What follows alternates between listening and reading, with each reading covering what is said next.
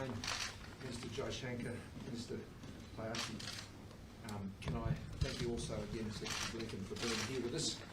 Yours is the longest distance to travel, but particularly with the other matters that you're dealing with at the moment. We're very appreciative of you making this effort, and as you said, I think on behalf of the Australians, the Indians and the Japanese, we really do welcome the quality of this partnership, but the importance of this partnership to all of our partners, and I thank you very much for being here. We live in a very fragile, fragmented and contested world, and that is no more accentuated than here in our Indo-Pacific. And the like-minded partners that we see gathered together in this Quad, I always find so incredibly reassuring. I'm reassured by our perspective. I'm reassured by the understanding that is shared between each of us. I'm reassured by the incredible strong support that Australia has received by our Quad partners. And I just don't mean in a security context. I mean that in terms of our economic partnership and cooperation. I mean that in our humanitarian partnership. I mean that in terms of how each of us stands for a world order that favours freedom, and particularly here in a free and open Indo-Pacific. And I want to thank you for all of that. And so while we share this perspective, we look through a lens that very much has our ASEAN partners at the centre of our understanding of the Indo-Pacific vision. Australia is the first comprehensive strategic partner of ASEAN, but we all share a deep passion for ASEAN. And our partnership with them, each of us, is helping us achieve the many things that we're working on through the Quad. We sit here in these chairs today, but it was a great thrill to be in the White House with Secretary Blinken and with President Biden, of course, and at that point, the former Prime Minister from Japan, my good friend Yoshi Suga, and now through Tomio, and of course, Prime Minister Modi. And here we're gathered again here in person. I think that's tremendous. And the things we discussed today are principally how we will continue to always stand up for our values, which is what unites us most. Secondly, I think in doing so, we stand up to those who would seek to coerce us. And as I understand from our Quad partners, none of you understand better than we do. And that is a great comfort to us, that the coercion and the pressure that Australia has been placed under, we greatly appreciate your support. But we also share a vision for a strong economy, not just regional stability and security, and our engagement in this region, of which we're so passionate about. Because that gives all nations in the region options and choices and opportunities, and enables their sovereignty to be strengthened and respected. And we are working together on so many shared projects, which is what the Quad is all about. Not only, of course, the traditional regional security issues that have bound us together, but our shared partnerships on everything from critical minerals, from new technologies, to expanding our markets together and opening up markets, but also on global challenges, whether they be on climate or on humanitarian issues, or of course the great challenge of COVID of our age. And that has led so much of the work that has been important to this Quad partnership. But finally, I want to end where I referred to earlier. We are great democracies, great liberal democracies, who see an economy that is founded on enterprise and innovation. And we support a world order that favours freedom through our international institutions. And it was liberal democracies that provided the framework and the foundation for those important institutions of our world. And we will always work together, I think, to reinforce those, to ensure that all countries can enjoy their own sovereignty and the freedoms of their own peoples. So thank you very much for being with us today, and I thank you particularly for the important discussions that we've been having. Thanks, Prime Minister, and can I say to my friends and colleagues what a great pleasure it is to welcome you here to Australia, and particularly for a Quad Foreign Ministers meeting in person. Minister Jaishankar and I last night were reflecting that we began with an in-person meeting in New York in September of 2019, And notwithstanding COVID, we have managed to get to now a fourth meeting of Quad Foreign Ministers and a Quad Leaders Summit. Very substantive and very consequential undertakings of our four great liberal democracies, as the Prime Minister said. Now, we've got a big job this afternoon. We have a lot to discuss, the sorts of areas of practical cooperation that the Prime Minister has referred to, but our maritime security addressing our cyber and critical technologies issues, counter-terrorism, our efforts to work together on climate in the region, and importantly vaccine delivery, where we can now affirm that the Quad as a grouping has delivered over 500 million vaccines of our commitment in the region. Across the Indo-Pacific, those partnerships are very, very important to our counterparts, and I look forward to a very productive discussion this afternoon. Thank you all for joining us here.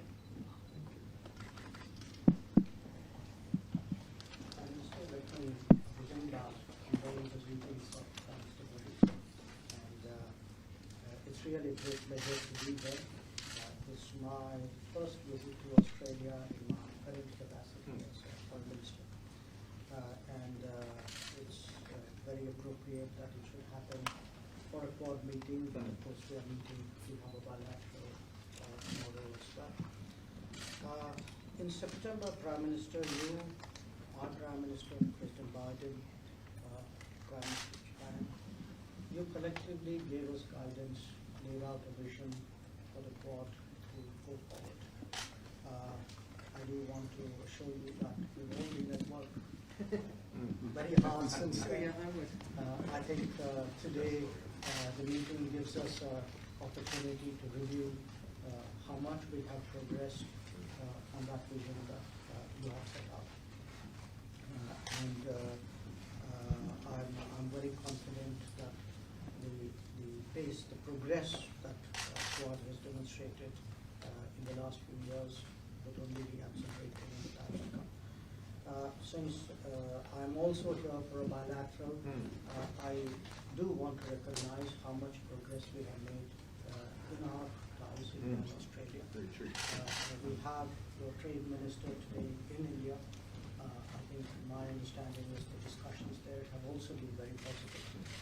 And part of the reason why I think Quad has worked so well as a force, in my Prime Minister's word, of global good in the Indo-Pacific, is because our bilateral relations have been very strong, and surely I expect the progress in our bilateral relations to continue as well.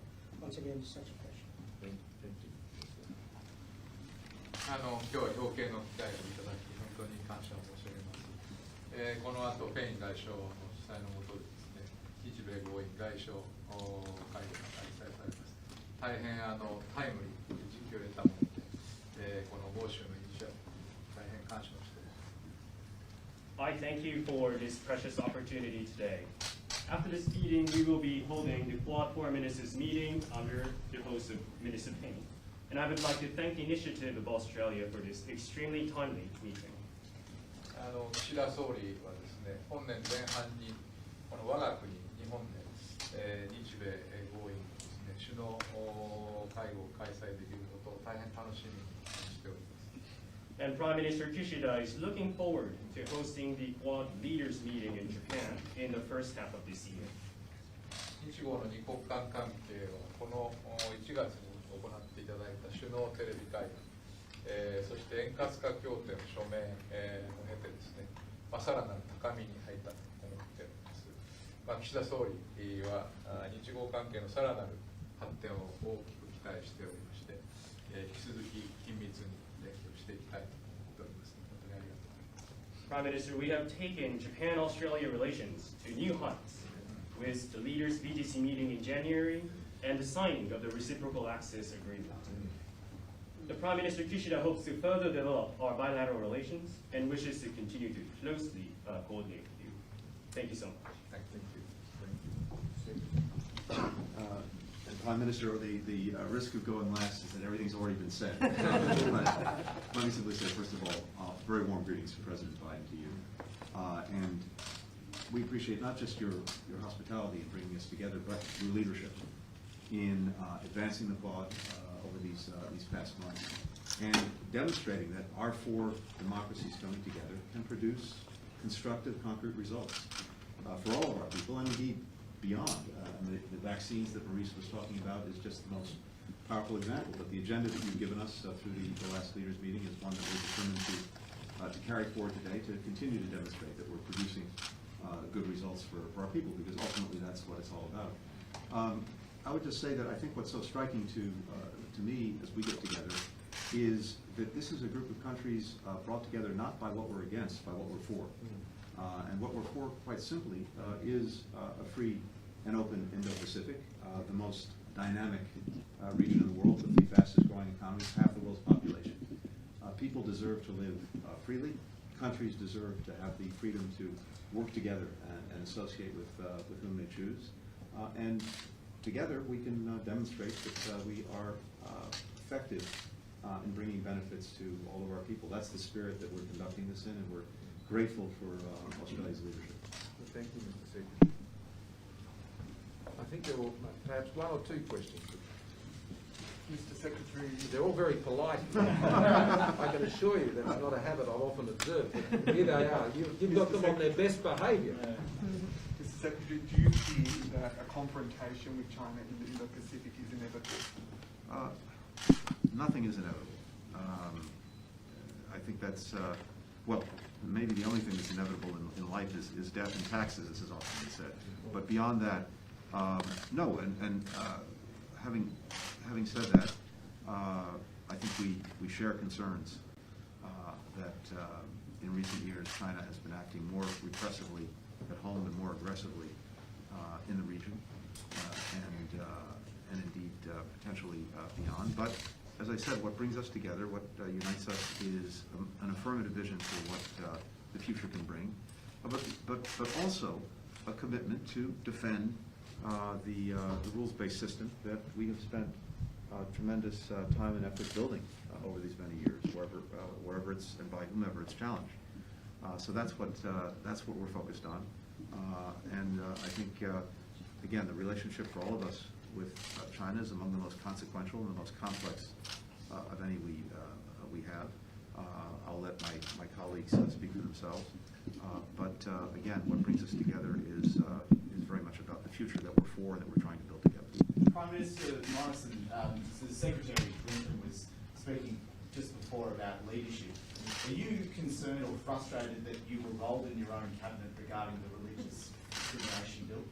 There'll be a time and a place to talk about those issues.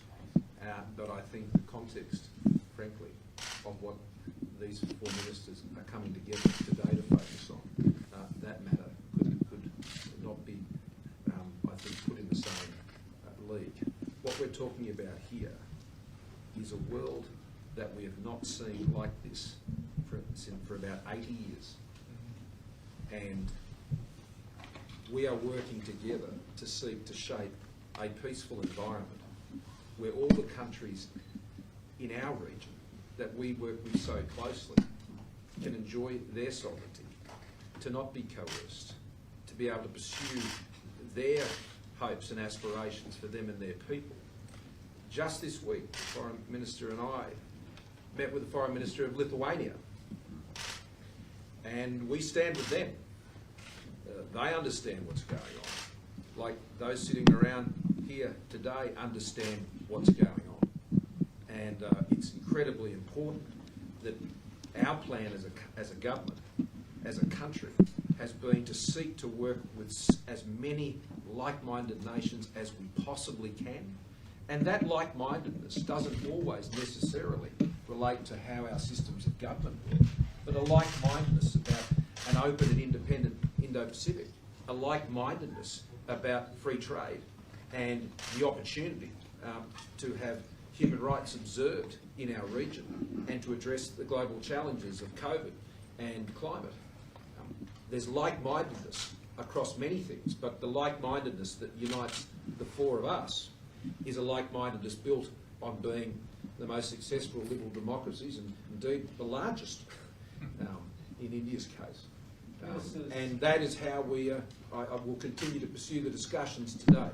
Ministers, do you anticipate that you'll discuss events in Ukraine? And Dr. Jaishankar, can I please ask you, sir, What's India's current view of Russia's actions in Ukraine, and do you believe that Russia has behaved appropriately? This meeting is focused on the Indo-Pacific, so I'm sure you understand geography. Sorry. Thank you. Thank you, sir. This meeting is focused on the Indo-Pacific, so I think you should figure out the geography there. And where we stand, our position on Ukraine, we've laid it out in public at the UN Security Council. Okay, thanks very much, Major. Thanks, everyone. Thank you.